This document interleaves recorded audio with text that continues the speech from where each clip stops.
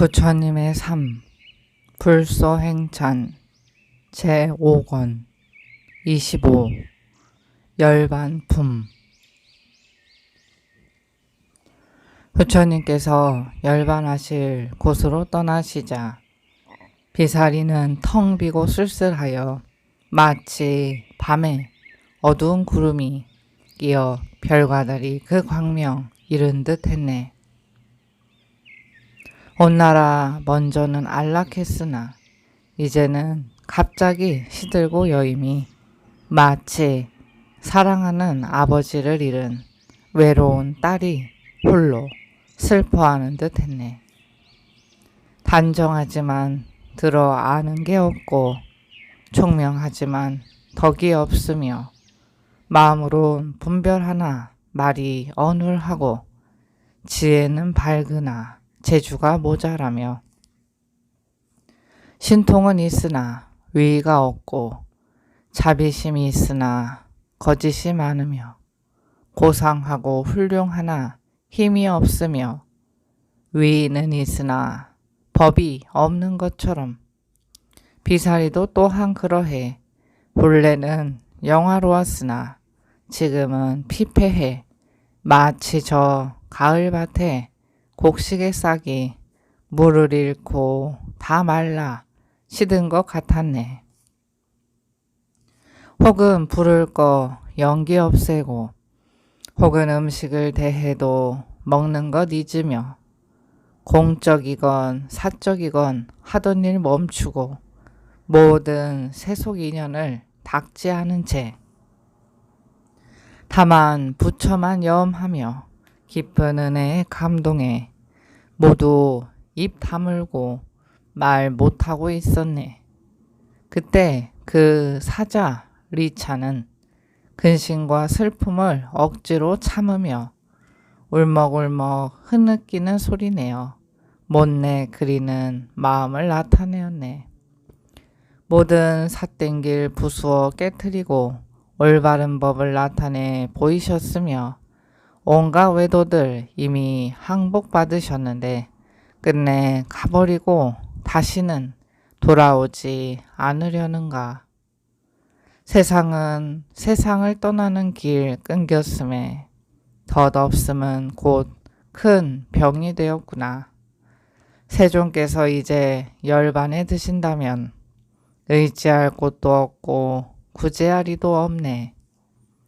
가장 훌륭한 방편 가지신 높으니 최후의 경지에서 광명 감추시니 우리들 이제 굳센 뜻 이름이 마치 불 지필 섬나무 없어진 듯 하네. 세존께서는 세상의 그늘을 버리셨으니 중생들 못내 가여워라. 마치 사람이 실력을 잃은 듯 온 세상 함께 서러워하네. 더위를 피해 시원한 모태 들고 추위를 만나 불을 의지했다가 하루아침에 모두 텅 비고 나면 중생들은 어디로 돌아가야 하는가. 특별하고 훌륭한 법, 밝게 통달한 그는 이 세상의 도주사였네. 이제 이 세간은 주인을 잃었으니 사람이 도를 잃으면 곧 멸망하리라. 늙음, 병듦, 죽음이 자제로워서 도가 없어지고 도 아님이 통할 때 큰 괴로움에 버팀목이 무너졌으니 이 세간에 어느 누가 그와 짝하리. 지극히 뜨거운 불길 성하여도 큰 구름 위로 그것을 끌 수 있지만 탐욕의 불길 맹렬히 타오름은 그 누가 그것을 꺼지게 하리.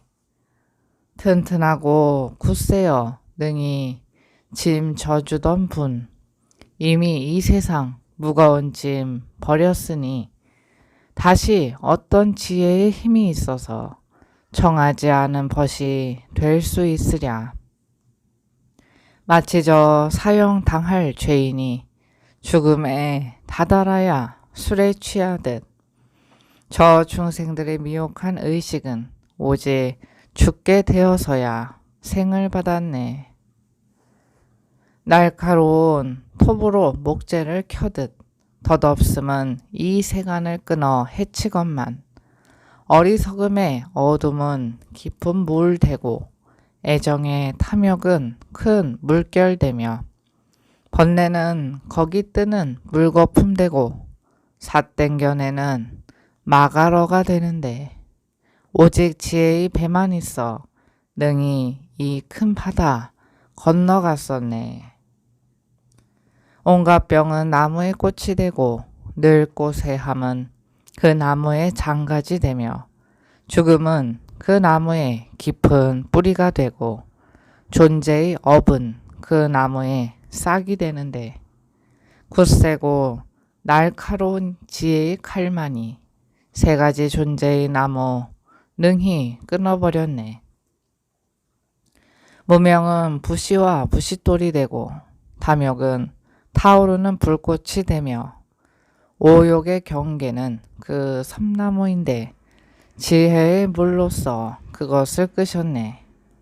특별하고 훌륭한 법 두루 갖추어 이미 어리석은 어둠을 깨트리고서 편안하고 고요한 바른 길 보아 갖가지 번뇌를 끝까지 다 하셨네. 자비로 모든 중생 교화할 때 미운이건 친한이건 달리하지 않으셨고 일체의 지혜를 통하여 아셨건만 이제는 그 모두 버리셨네. 유연하고 아름답고 청정한 음성, 방정한 몸에 가늘고 긴 팔, 그러한 큰 신선도 끝이 있으니 그 어떤 사람인들 다함이 없으리. 세월의 흐름 빠름을 깨달아 마땅히 힘써 바른 법을 구하되 마치 험한 길에서 물을 만났을 때 물 마시고 빨리 길을 나아가듯 하라. 덧없음이란 매우 사납고 거슬려 두루 무너뜨림에 귀하고 천함없나니 올바른 관찰을 마음에 두어 비록 자더라도 항상 깨어 있어라. 그때 저 리차 사자는 언제나 부처님의 지혜를 생각하며 나고 죽음을 싫어해 여히려고 사람 중에 사자를 찬탄하고 사모했네. 세상 은혜와 사랑 마음에 두지 않고 탐욕을 떠난 덕을 깊이 받들어 가볍게 날뛰는 뜻 꺾어 항복받으며 한적하고 고요한 곳에 마음 두었네. 부지런히 보시를 닦아 행하고 교만한 마음을 멀리 여의며 혼자서 한가롭게 살기를 좋아해 오직 참된 법만을 깊이 생각하였네. 그때 일체 지혜 가지신 분 원만한 몸을 사자처럼 돌려 그 비사리를 바라보면서 하직하는 긴 노래 읊으셨네. 비사리에 노니는 것 이것은 나의 맨 마지막이네. 저 력사들이 사는 곳으로 가 마땅히 열반에 들어야 하리. 차례차례 계속해 논의시다가 저 포가성에 도착하시자 편안히 경고림에 머무시며 모든 비구들을 훈계하셨네. 나는 이제 한밤중이면 장차 열반에 들 것이다. 너희들은 법을 의지해야 하나니 그것은 곧 높고도 훌륭한 곳이니라. 수다라에 들어가지도 않고 또한 윤리를 따르지도 않으며 진실한 이치에 어긋나는 것 그것은 마땅히 받지 않아야 하리. 그것은 법도 아니요 율도 아니며 또한 내가 설법한 것도 아니며 그것은 곧 어두운 말이니 너희들은 마땅히 빨리 버리고 분명한 설법을 받아 가져야 하니 그것은 곧 뒤바뀐 것도 아니요 그것은 곧 내가 말한 것이며 법답고 율다운 가르침이니라. 내 법과 율처럼 받아지니면 그것은 곧 믿을 수 있지만 내 법과 율을 그르다고 말하면 그것은 곧 믿을 수 없느니라. 은밀한 이치는 이해하지 못하고 그릇된 문자만 따르는 것 그것은 어리석은 사람으로서 법이 아니며 망령된 말이니라. 참과 거짓을 분별하지 못하고 주관 없이 어리석게 받는 것 마치 노새와 금을 함께 버려놓고 세상 사람을 속이고 미혹함과 같느니라. 어리석은 사람은 얕은 지에 익혀 진실한 이치는 알지 못한 채 비슷한 법을 받고서도 참된 법을 받았다 하네. 그러므로 마땅히 이치 살펴서 참다운 법과 율을 관찰해야 하나니 마치 저 금을 단련하는 사람이 달구고 두드려 순금을 취하듯 해야 하리라. 모든 경론을 알지 못하면 그것은 곧 지혜가 아니니 마땅히 말하지 않아야 할 것을 말하고 마땅히 봐야 할 것은 보지도 않는구나. 마땅히 평등하게 받아들이고 글귀의 이치대로 설하고 행해야 하나니 방법을 모르고 칼을 잡으면 도리어 그 손을 다치느니라. 말이나 문자를 잘 사용하지 못하면 그 뜻을 밝게 깨치기 어렵나니 마치 밤중에 방을 찾으러 다닐 때 집이 넓어 그곳을 알 수 없는 것 같네. 이치를 잃으면 곧 법을 잊고 법을 잊으면 마음이 어지럽다. 그러므로 저 지혜로운 사람은 진실한 이치를 어기지 않느니라. 이렇게 훈계하여 마치신 뒤에 파바성에 이르시자 저 모든 역사들 갖가지 공양을 베풀어 받들었네. 그때 순타라 이름하는 어떤 장자의 아들이 있었는데 부처님을 청해 그 집에 모시고 최후에 공양을 마련해 올렸네. 공양을 끝내고 설법을 마치신 뒤 그의 성으로 가셔서 골골강과 희령강 두 강을 건너가셨네. 그곳엔 안온하고 한적한 경고림이 있었다. 금강에 들어가 목욕하시자 그 몸은 마치 진금상 같았네. 부처님께서 아난다에게 분부하시어 저 사라쌍수 사이를 물 뿌려 청소하고 깨끗하게 한 뒤에 승상을 준비하라 하셨네. 나는 오늘 밤 자정에 마땅히 열반에 들리라. 아나는 부처님 분부를 받고 기가 막히고 마음이 비통했다네. 울다가 걷다가 하면서도 분부받들어 준비를 마치고 돌아와 아뢰었네. 열애께서는 승상에 나가시어 북쪽으로 머리 두고 오른쪽으로 누웠네. 팔을 베개 삼고 두 발을 포개셨는데 그 모양 마치 사자왕 같았네. 괴로움이 다한 마지막 몸은 한 번 눕자 영원히 일어나지 않았네. 제자들이 모두 주위를 둘러싸고 세상 눈이 없어졌다며 슬프게 탄식했네. 바람은 먹고 숲과 물은 고요하며 새와 짐승들은 죽은 듯 소리 없네. 나무들은 모두 눈물을 줄줄 흘리고 꽃과 잎사귀는 제때도 아닌데 떨어졌네. 탐욕 여의지 못한 사람들과 하늘들은 모두 크게 두려워하였네. 마치 사람이 넓은 못에서 놀다가 길이 험해 마을까지 이르지 못했을 때 다만 거기까지 가지 못할까 마음만 두렵고 몸은 바쁜 것 같았네.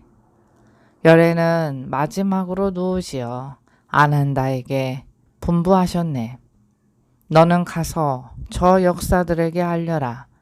내 열반할 때가 이미 이르렀으니 그들이 만일 나를 보지 못하면 오래도록 한이 되어 큰 고통 생기리라. 아나는 부처님 분부받고 슬피 울면서 길을 따라가 그 모든 역사들에게 알렸네. 세종께서는 이제 목숨을 마치려 하신다. 모든 역사들 그 소리 듣고 매우 큰 두려움 생겼네. 사내도 안악내도 모두 달려와 울부짖으며 부처님 처소로 나아갔네. 찢어진 옷에 흩어진 머리털, 먼지 쓴 몸에는 땀을 흘리고 통곡하며 저 숲으로 나아갔는데 마치 하늘복이 다한 것 같았네. 눈물을 흘리며 부처님 발에 예배할 때 근심과 슬픔으로 몸은 시들었네. 열애께서 위로하며 말씀하셨네. 너희들은 근심하고 괴로워하지 말라. 지금은 마땅히 기뻐할 때이거늘 근심하고 슬퍼함은 올바르지 않느니라. 오랜 겁을 두고 꾀하던 바를 나는 이제야 비로소 얻었노라. 모든 감관의 경계를 이미 건너니 다함없는 시원하고 맑은 곳이네. 흙, 물, 불, 바람을 여의고 지극히 고요하고 나고 멸하지 않아 영원히 걱정 근심을 버렸거늘 어찌하여 나를 위해 근심하는가.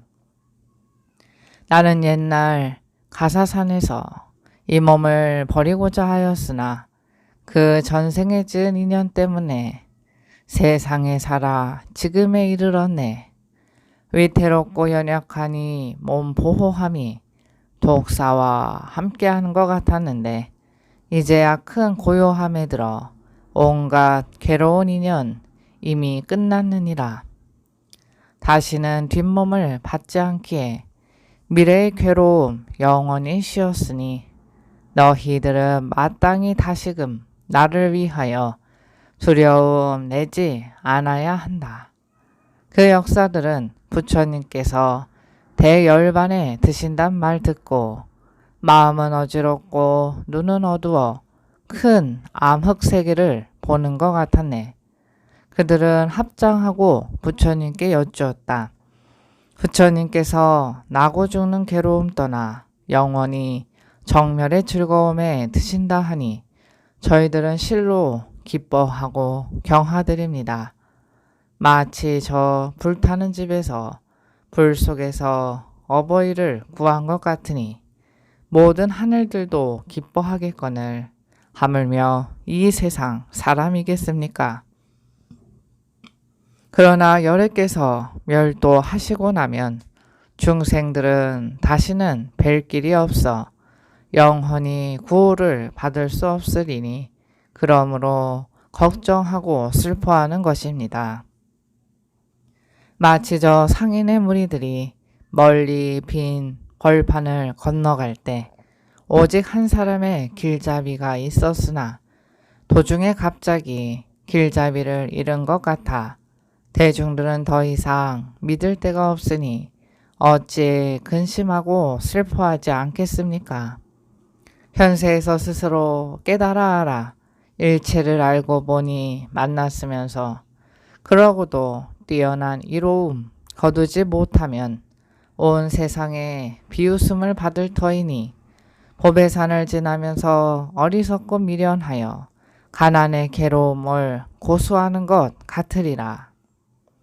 이와 같이 그 모든 역사들 부처님을 향하여 슬피 하소연하니 마치 어떤 사람의 외동아들이 자비스런 아버지께 구슬피 하소연하듯 하였네. 부처님께서는 잘 다독거리는 말씀으로 제일 가는 진리 나타내 보이시며 저 모든 역사들에게 말씀하셨네. 참으로 너희들의 말과 같아서 도를 구해 부지런히 힘쓰되 비록 나를 보지는 못하더라도 내가 설한 법대로 실천하면 온갖 괴로움의 금을 벗어날 수 있으리라. 도를 행하는 것은 마음에 달린 것, 굳이 나를 보는데 있지 않느니라. 마치 저 병을 앓는 사람이 처방에 따라 좋은 약을 먹는 것 같다네. 온갖 병은 저절로 없어져 의사 만나길 기다릴 필요 없듯이 내가 말한 그대로 행하지 않으면 한낱 나를 보아도 이익이 없을 것이네. 비록 나와 서로 멀리 떨어져 있어도 법대로 행하면 나와 가까울 것이네. 함께 있어도 그 법을 따르지 않으면 내게서 멀리 떠나는 것인 줄 안다네. 마음을 거두어 잡아 함부로 놀지 않고 꾸준히 힘써 바른 업을 닦아라. 사람이 이 세상에 태어나면 긴긴 세월 온갖 고통과 핍박을 받나니 어지럽게 흔들려 스스로 편안하지 못한 것 마치 바람 앞에 등불과 같구나. 그때 그 모든 역사들 부처님의 자비스러운 가르침 듣고 마음으로 감동해 눈물 거두며 스스로 감정 억제하고 돌아갔네.